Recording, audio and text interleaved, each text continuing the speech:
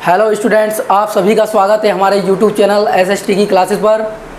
आज हम पढ़ेंगे class 9th Hindi board NCERT based. अब हम पढ़ेंगे प्रश्नावली 1.1 जिसमें कि हम संख्या पद्धति को पढ़ रहे थे। तो चलिए स्टार्ट करते हैं पहले प्रश्न से। प्रश्न संख्या 1, क्या शून्य एक परिमेय संख्या है? क्या इसे आप p/q के रूप में लिख सकते हैं जहाँ p और q पूर्णांक है और q = नॉट 0। तो सबसे पहले हम देखेंगे कि क्या शून्य एक परिमेय संख्या है। तो शून्य, हाँ एक शून्य परिमेय संख्या है। हाँ, शून्य एक परिमेय संख्या है।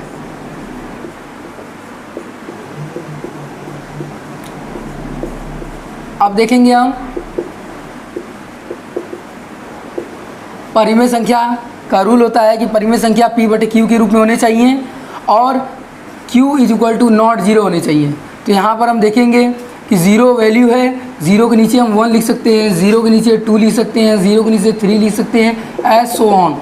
तो यहाँ पर देखेंगे नीचे की वैल्यू 0 नहीं है, q = नॉट 0। अगर से इसको p/q के फॉर्म में लिखा जाए तो 0 जो है ऊपर की वैल्यू तो कोई भी अंक हो, नीचे की वैल्यू 0 नहीं होनी चाहिए। तो यहाँ पर ये वैल्यू 0 नहीं है, तो हम कह सकते हैं कि शून्य एक परिमेय संख्या है। अब हम चलते हैं दूसरे प्रश्न पर, प्रश्नावली 1.1 के दूसरे प्रश्न पे, जिसमें हम देखेंगे कि 3 तथा 4 के बीच 6 संख्याओं को ज्ञात करेंगे। तो परिमेय संख्याओं को हमें ज्ञात करना है। तो हम चलते हैं, स्टार्ट करते हैं। इसके दो मेथड्स होते हैं। तो पहला जो सबसे पहला मध्यमान मेथड से निकालेंगे, जिसमें r+s/2 रूल को फॉलो करेंगे, और दूसरा जो है इसका बेसिक रूल है। तो सबसे पहले हम जो है इसको देखेंगे मध्यमान रूल से। तो 3 तथा 4 के बीच के अंकों को हमें निकालना है। तो सबसे पहले हम मध्यमान रूल को फॉलो करेंगे। तो इसमें r+s, तो इसको वैल्यू को 3 ले लेंगे, r और s को ले लेंगे 4/2।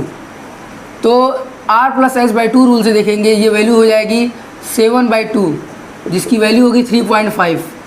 अब हम देखेंगे ये दो संख्याओं के बीच, 3 तथा 4 के बीच जो है संख्या एक निकल गया। तो दूसरी संख्या हमें निकालना है। तो दूसरी संख्या निकालने के लिए हम क्या करेंगे, 3 और 3.5 ले लेंगे, 3 + 3.5। अब इसको डिवाइड करेंगे तो 6.5/2, ये 3.25 आ जाएगी। अब हमने निकाला 3 और 4 के बीच की वैल्यू, 3 और 3.5 की वैल्यू। अब निकालेंगे हम 4 और 3.5 के बीच की वैल्यू। तो 3.5 + 4/2 = 4 3 7.5/2। तो 2 से भाग देंगे, 2 तिहाई 6, 2 7 14, 2 5 10। इस तरह से हम तीसरी संख्या हम लोगों ने निकाल लिया 3 और 4 के बीच। अब हम चौथी संख्या को देखेंगे। तो चौथी संख्या को देखने के लिए हम 3.5 और 3.25 के बीच की निकालेंगे। तो 3.5 + 3.25। अब ये वैल्यू को हम सॉल्व करेंगे r+s/2 रूल से। तो ये वैल्यू हो जाएगी 6.75/2। इसको और सॉल्व करेंगे तो 2 तिहाई 6, 2 तिहाई 6, 2 7 14, 2 5 10, 3.375 आ गया। अब ये संख्या जो है चौथी संख्या निकली हुई है, हमें निकालनी है 6 संख्याएँ। तो पाँचवीं संख्या अब हम निकालेंगे किनके बीच। तो अब हम पाँचवीं संख्या जो है देखेंगे 3.25 और 3.375 के बीच। तो देखेंगे 3.25 + 3.75, 375 के बीच देखेंगे /2। तो ये इसको ऐड करेंगे तो 5 से यहाँ 0 अपने से लगा देंगे। तो 5 7 5 12 कैरी 1, 3 2 5 1 6, 3 3 6। अब इसको 2 से डिवाइड करेंगे। तो 2 से डिवाइड करने पर 2 तिहाई 6, 2 तिहाई 6, 2 1 कम 2, 2 9 4, 2 5 10। अब ये वैल्यू आ गई 3.3125। ये वैल्यू है पाँचवीं वैल्यू। अब देखेंगे हम छठी वैल्यू को देखेंगे। तो फिर r+s/2 रूल को फॉलो करेंगे, जिसमें हम देखेंगे कि 3.75 और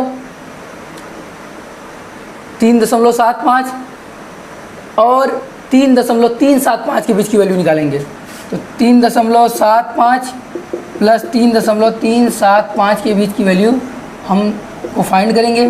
तो ये वैल्यू हो जाएगी 5 7 5 12 कैरी 1, 3 7 12 1 13 कैरी 1, 3 3 6 1 7। अब 2 से इसको डिवाइड कर देंगे तो 2 तिहाई 6, 2 छक्का 12, 2 छक्का 12, दूना 4, 2 पाँचे 10। तो ये छठी संख्या हो जाएगी। तो इसमें हमने पहला संख्या निकाला, दूसरा निकाला, तीसरा, चौथा, पाँचवा और छठा। तो इस तरह से हम लोगों ने 3 तथा 4 के बीच 6 संख्याओं को ज्ञात कर लिया। अब हम इस प्रश्न को दूसरे मेथड से सॉल्व करेंगे, जिसको हम बेसिक मेथड भी कहते हैं। तो चलिए स्टार्ट करते हैं। देखते हैं 3 तथा 4 के बीच 6 संख्या ज्ञात कीजिए। तो 3 को हम ऐसे लिख सकते हैं 3.0, और हमें इनके बीच 4.0 के बीच संख्या निकालनी है। तो हमें 6 संख्या निकालनी है। तो एकदम नॉर्मली हम ऐसे निकाल सकते हैं 3.0 के बाद 3.1, 3.2, 3.3, 3.4, 3.5, 3.6। तो इस तरह से ये 6 संख्याएं होंगी। ये नॉर्मल हो गया। दोनों ही प्रश्नों के तरीके आप किसी तरह भी सॉल्व करिए, दोनों ही सही हैं, दोनों ही ट्रूथ हैं। अब हम चलेंगे नेक्स्ट क्वेश्चन पे। तो चलिए सॉल्व करते हैं। तीसरा क्वेश्चन ये है कि 3/5 और 4/5 के बीच 5 परिमेय संख्या ज्ञात कीजिए।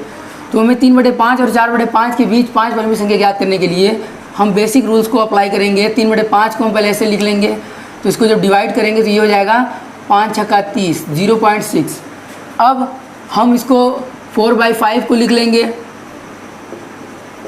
तो इसको डिवाइड करेंगे तो 0.8, 540। तो अब हमें 0.6 तथा 0.8 के बीच की हमें संख्याएं निकालनी है, परिमेय संख्या। तो हम नॉर्मल निकाल सकते हैं।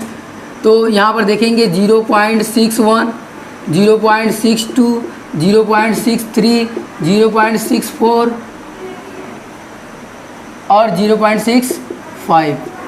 तो इनके बीच की 5 परिमेय संख्याएँ ये होंगी। इनको परिमेय रूप में प्रदर्शित कर देंगे। तो ये हो जाएगा 61/100, 62/100, 63/100, 64/100, 65/100। इस तरह से ये परिमेय संख्या होंगी। चलिए हम नेक्स्ट क्वेश्चन पे चलते हैं और देखते हैं इसके सॉल्यूशन को। तो इसमें प्रश्न ये है कि नीचे दिए गए कथन सत्य अथवा असत्य हैं, कारण के साथ उत्तर दीजिए। तो यहाँ पर हम सत्य और असत्य को देखेंगे। सबसे पहला क्वेश्चन है कि प्रत्येक प्राकृतिक संख्या एक पूर्ण संख्या होती है। तो चलिए हम इसको देखते हैं कि प्राकृतिक संख्या पूर्ण संख्या होती है कि नहीं। तो हम जानते हैं कि प्राकृतिक संख्या जो होती है, नॉर्मली प्राकृतिक संख्या नेचुरल नंबर 1 2 3 4 ऐसे ऑन होती है। तो वास्तव में ये जो प्राकृतिक संख्या होती है वो अपने आप में तो पूर्ण होती ही है। तो ये कथन सत्य है। तो इसलिए पहला कथन जो है कि प्रत्येक प्राकृतिक संख्या एक पूर्ण संख्या होती है, यह सत्य है। ये नॉर्मली पूर्ण संख्या ही है। अब देखेंगे दूसरे क्वेश्चन को देखेंगे कि प्रत्येक पूर्णांक एक पूर्ण संख्या होती है। अब हम देखेंगे प्रत्येक पूर्णांक एक पूर्ण संख्या होती है। तो पूर्णांक जो है हम देखेंगे, पूर्णांक में देखते हैं सबसे पहले होल नंबर में हम देखेंगे 0 से लेके 1 2 3 4 5, ये हो गया पूर्ण संख्या। अब पूर्ण संख्या ये हो गया। पूर्णांक को देखेंगे इंटीजर्स को। तो इंटीजर्स जो होती है वो हम जानते हैं -∞ टू 0 1 -1, यहाँ पर -2 एस सो ऑन +∞ तक होती है। तो यहाँ पर हम देखने में दिख रहा है कि यहाँ 1 से लेकर के ∞ तक तो ये वैल्यू है, परंतु ये वैल्यू जो है इसमें नहीं है। इंटीजर्स की वैल्यू, पूर्णांक की वैल्यू पूर्ण संख्या में नहीं है। तो ये हम कह सकते हैं कि प्रत्येक पूर्णांक एक पूर्ण संख्या नहीं होती है, यह असत्य है। अब नेक्स्ट क्वेश्चन में हम आएंगे कि प्रत्येक परिमेय संख्या एक पूर्ण संख्या होती है। तो यहाँ पर हम देखते हैं परिमेय संख्या 2/5, 3/5, 1 2 3 4। तो यहाँ पर हम देखेंगे ये परिमेय संख्या हुआ, ये भी परिमेय संख्या हुआ, ये भी परिमेय संख्या हुआ, ये भी, क्योंकि इसके नीचे हम 1 लिख सकते हैं। तो ये भी परिमेय संख्या, ये भी परिमेय संख्या। लेकिन अब हम देखेंगे ये तो पूर्णांक है, ये तो पूर्ण संख्या है। तो ये पूर्ण संख्या है तो क्या ये पूर्ण है? तो ये पूर्ण नहीं है। अतः प्रत्येक परिमेय संख्या एक पूर्ण संख्या होती है, ये असत्य है। तो स्टूडेंट्स, अगर से हमारी वीडियो अच्छी लगी हो तो लाइक कीजिए, शेयर कीजिए, सब्सक्राइब कीजिए और बेल आइकन को दबा दीजिए। थैंक्स।